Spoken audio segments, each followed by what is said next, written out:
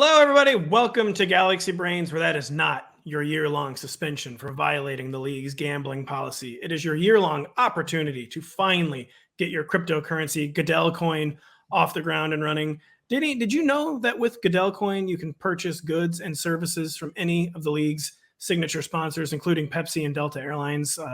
Can I interest you in some Goodell coin? You know, I did know that, Pat, because unlike the non-believers in Goodell coin, I have what they call diamond hands when it comes to my Goodell coin. I will not let it go for anything. It's through the roof to the moon and planets beyond our solar system for Goodell coin.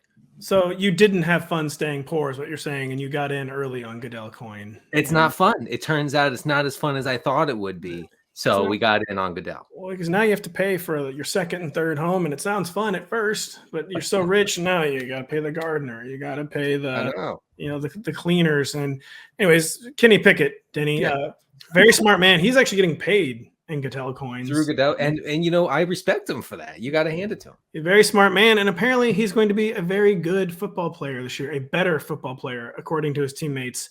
Where are we at on Kenny Pickett, Denny? Yeah, so Deontay Johnson, the lead receiver, for a lack of a better term, for the Steelers, said that Kenny Pickett will, quote, work his ass off to be the best this year. And Cam Hayward on defense said Kenny Pickett showed he can come back, but let's not wait until the fourth quarter anymore. I want to address first Deontay Johnson's comment about Kenny Pickett working his derriere off. And I think that's a good right. His posterior, some would say. The kids say that. I don't know. The Zoomers can't stop saying posterior.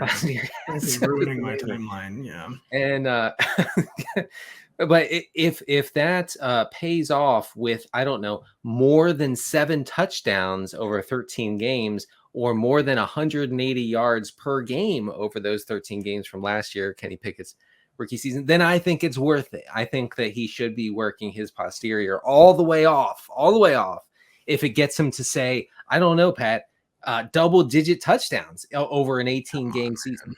So I really like the implications in both of his teammates' comments where Deontay Johnson said he's going to work his ass off to be the best, implying that, of course, he's nowhere close to being the best yet.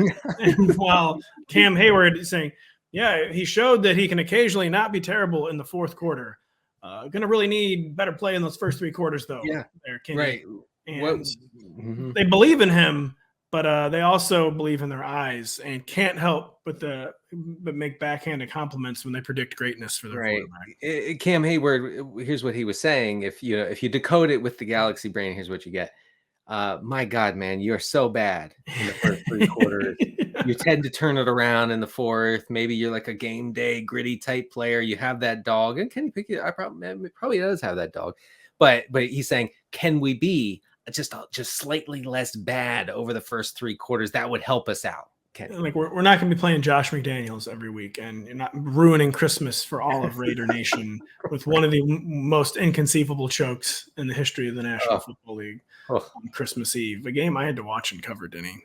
You did. I know it took you 6 weeks to recover. It did. Christmas was canceled here, but Christmas was immediately put back on at my household because I'm just assuming on Christmas Day Russell Wilson did something that sparked joy and brought joy to our lives, because that's what he does every day. It's what he does every week. We're here to talk yet again about Russell Wilson this week. Is Joe Lombardi their offensive coordinator, by the way? He is. Somehow he is. New Broncos offensive coordinator Joe Lombardi saying, we are really happy with where Russell Wilson is at. Mm-hmm. And, to the average reader, someone who hasn't spent years blurbing like we have, hasn't spent years parsing coach speak, it sounds like very good. Oh, wow, they're happy with where he's at. But you couldn't help but notice that it could be a more literal comment than people are realizing. And they might just quite literally be happy with where he is physically at right now. And you don't know if this really has anything to do with his play in Broncos offseason practices. No, I don't think it does. If you read further into what Lombardi's talking about, he's talking about the GPS tracking device that they have on Russell Wilson. They're happy that, things like he stayed in Denver this offseason. He hasn't gone on vacation. He stayed within 25 miles of the team facility at all times. They are happy with where he is at in his nice neighborhood. Very, very nice. They go over there to talk film, to eat some burgers, to maybe have a beer or two. And they really enjoy where he's at in his house, which has, by the way, 12 bathrooms. And Joe Lombardi said, quote, "I've never seen a house with so many bathrooms. It's a little off-putting." So, they are happy with where he's at. Now, he didn't actually address where Russell Wilson's game is, but his location is good, Pat. So Joe Lombardi, by the way, was honored. He was the first person to christen 3 separate Russell Wilson bathrooms. There were some issues with the brats. The burgers hit. There were some issues with the brats at the cookout. But so Joe Lombardi, though, each bathroom was more pleasant than the last. But yeah, I mean, they're happy that Russell Wilson, is currently at the practice facility and not sleeping in a hyperbaric chamber in Sean Payton's backyard like he was doing in April for some reason. And they're happy that he's not currently doing wind sprints down the center aisle of a Boeing Dreamliner headed to Frankfurt, Germany, like he was doing last year.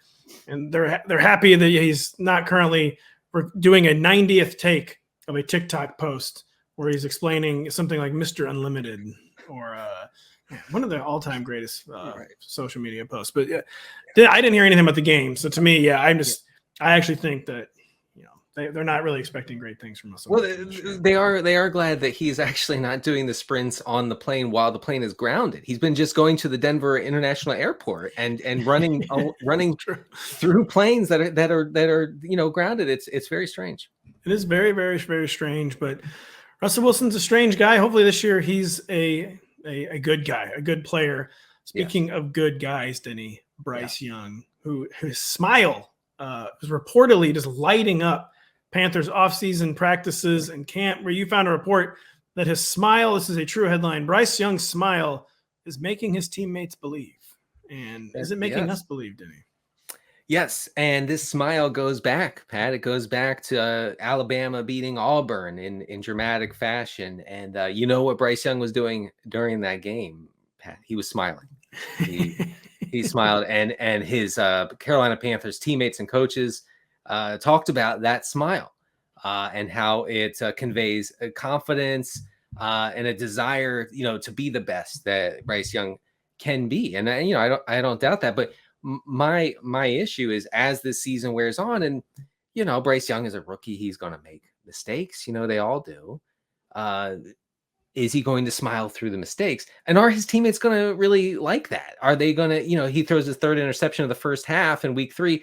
Are they going to say, "I love that smile, kid. Keep up the smile"? Or can you maybe frown? Is it possible for you to frown? Because I'm frowning. I think we should all be frowning at this point.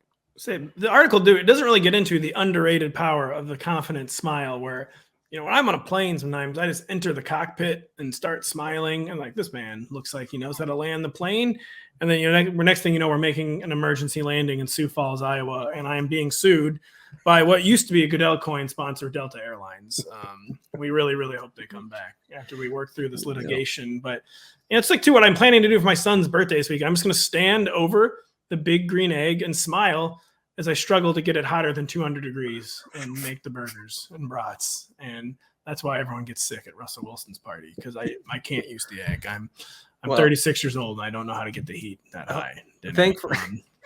Thankfully, you have 12 bathrooms, so it's true. Yes, so we'll be set. We do have that going for him, but I don't know. You think so? I think Bryce Young, if he just smiles, that's really all. Because I know you've always been on his height.